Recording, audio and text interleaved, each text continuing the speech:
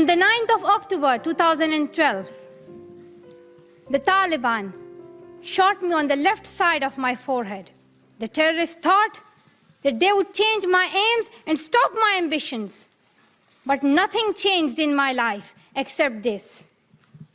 Weakness, fear, and hopelessness died. Strength, power, and courage was born. Honorable UN Envoy for Global Education, Mr. Gordon Brown, respected elders, and my dear brothers and sisters, Assalamu alaikum. Thank you. Today, it is an honor for me to be speaking again after a long time. Being here with such honorable people is a great moment in my life. And it's an honor for me that today I'm wearing a shawl of Benazir Bhutto Shaheed. I don't know where to begin my speech. I don't know what people would be expecting me to say. But first of all, thank you to God, for whom we all are equal. And thank you to every person who has prayed for my fast recovery and a new life. I cannot believe how much love people have shown me. I have received thousands of good wish cards and gifts from all over the world. Thank you to all of them. Thank you to the children whose innocent words encouraged me. Thank you to my elders whose prayers strengthened me. I would like to thank my nurses, doctors, and the staff of the hospitals in Pakistan, in the UK, in the UAE government, who have helped me to get better and recover my strength. I fully support Mr. Ban Ki-moon, the Secretary General, in his Global Education First initiative, and the work of the UN Special Envoy, Mr. Gordon Brown, and the respected President, General Assembly, Wok Yaramich. I thank all of them for their leadership that they continue to give. They continue to inspire all of us to action. Dear brothers and sisters, do remember one thing.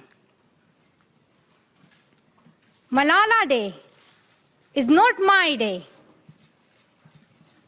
Today is the day of every woman, every boy, and every girl who have raised their voice for their rights. There are hundreds of human rights activists and social workers who are not only speaking for their rights, but who are struggling to achieve their goal of peace, education, and equality. Thousands of people have been killed by the terrorists, and millions have been injured. I'm just one of them. So here I stand. One girl among many. I speak not for myself, but for those without voice can be heard. Those who have fought for their rights.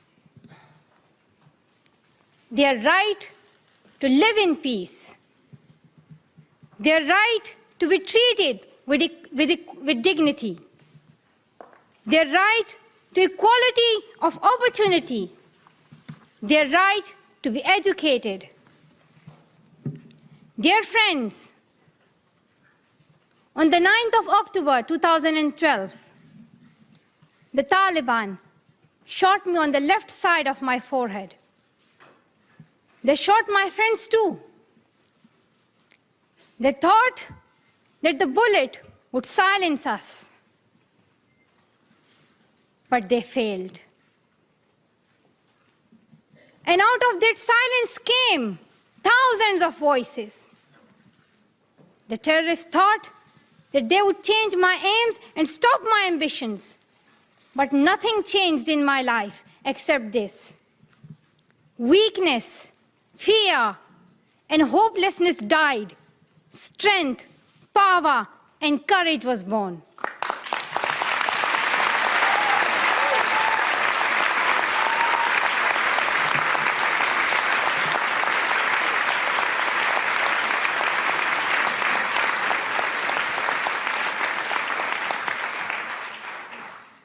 I am the same Malala. My ambitions are the same. My hopes are the same. And my dreams are the same. Dear sisters and brothers, I'm not against anyone. Neither am I here to speak in terms of personal revenge against the Taliban or any other terrorist group. I'm here to speak up for the right of education of every child.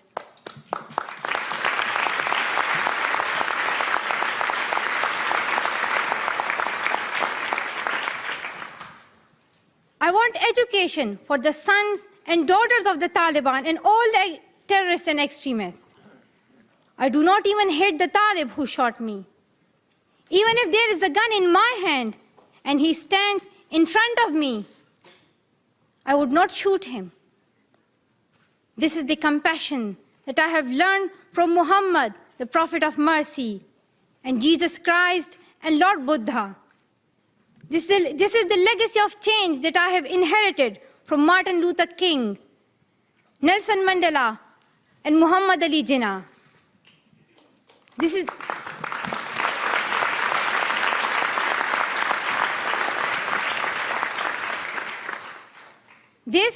the philosophy of non-violence that I have learned from Gandhiji, Bacha Khan, and Mother Teresa. And this is the forgiveness that I have learned from my father and from my mother. And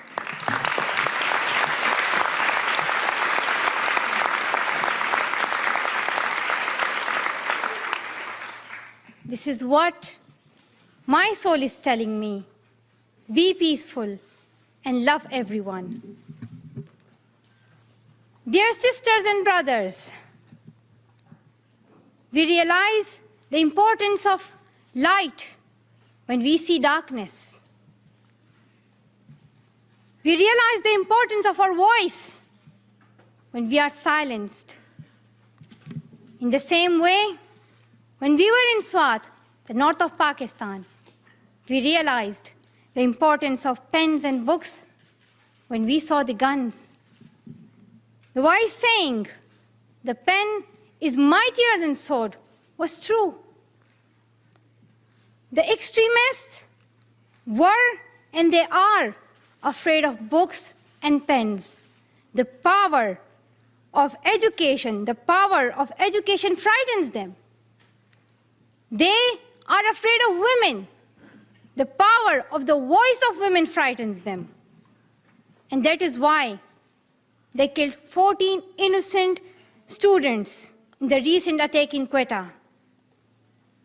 And that is why they killed female teachers and polio workers in Khyber Pakhtunkhwa. That is why they're blasting schools every day, because they were and they are afraid of change, afraid of equality that we will bring into our society. And I remember that there was a boy in our school who was asked by a journalist, "Why are the Taliban against education?" He answered very simply by pointing to his book. He said, "A Talib doesn't know what is written inside this book." They think that God is a tiny little conservative being who would send girls to the hell just because of going to school. The terrorists are misusing the name of Islam and Pashtun society for their own personal benefits.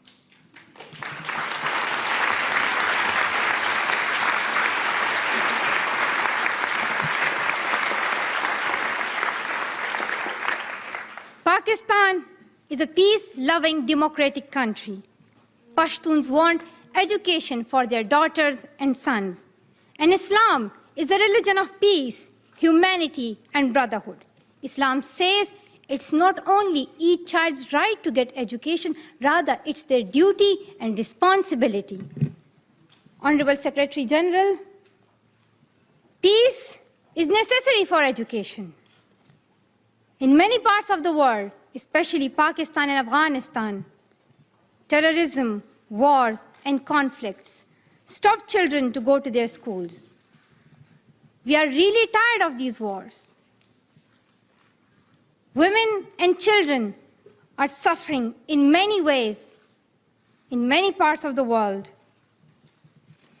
In India, innocent and poor children are victims of child labor. Many schools have been destroyed in Nigeria. People in Afghanistan have been affected by the hurdles of extremism for decades. Young girls have to do domestic child labor and are forced to get married at early age. Poverty, ignorance, injustice, racism, and the deprivation of basic rights are the main problem faced by both men and women. Dear fellows, today I'm focusing on women's rights and girls' education because they're suffering the most. There was a time when women social activists asked men to stand up for their rights, but this time we will do it by ourselves.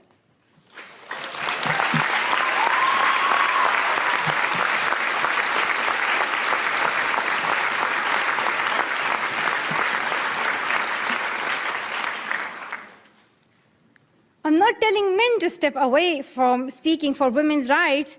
Rather, I'm focusing on women to be independent, to fight for themselves.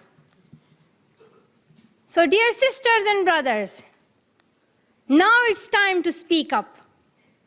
So today, we call upon the world leaders to change their strategic policies in favor of peace and prosperity. We call upon the world leaders that all the peace deals must protect women's and children's rights. A deal that goes against the rights of women is unacceptable.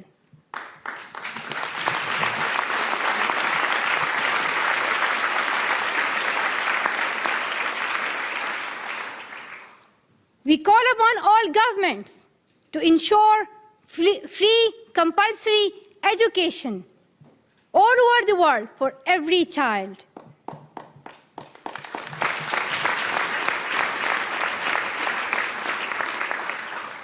We call upon all the governments to fight against terrorism and violence, to protect children from brutality and harm. We call upon the developed nations to support the expansion of educational opportunities for girls in the developing world. We call upon all the communities to be tolerant, to reject prejudice based on caste, creed, sect, color, religion, or gender, to ensure freedom and equality for women so that they can flourish. We cannot all succeed when half of us are held back. We call upon our sisters around the world to be brave, to embrace the strength within themselves and realize their full potential. Dear brothers and sisters, we want schools and education for every child's bright future. We will continue our journey to our destination of peace and education.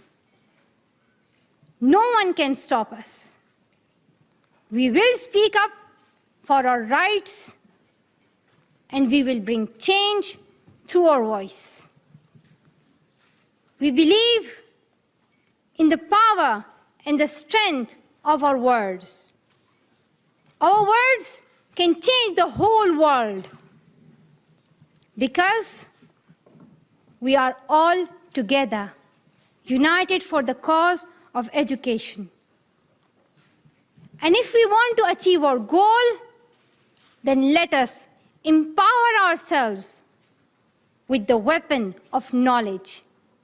And let us shield ourselves with unity and togetherness. Dear brothers and sisters, we must not forget that millions of people are suffering from poverty, injustice, and ignorance. We must not forget that millions of children are out of their schools. We must not forget that our sisters and brothers are waiting for a bright, peaceful future. So let us wage a global struggle against illiteracy, poverty, and terrorism. Let us pick up our books and our pens. They are our most powerful weapons. One child, one teacher, one book, and one pen can change the world. Education is the only solution. Education first. Thank you.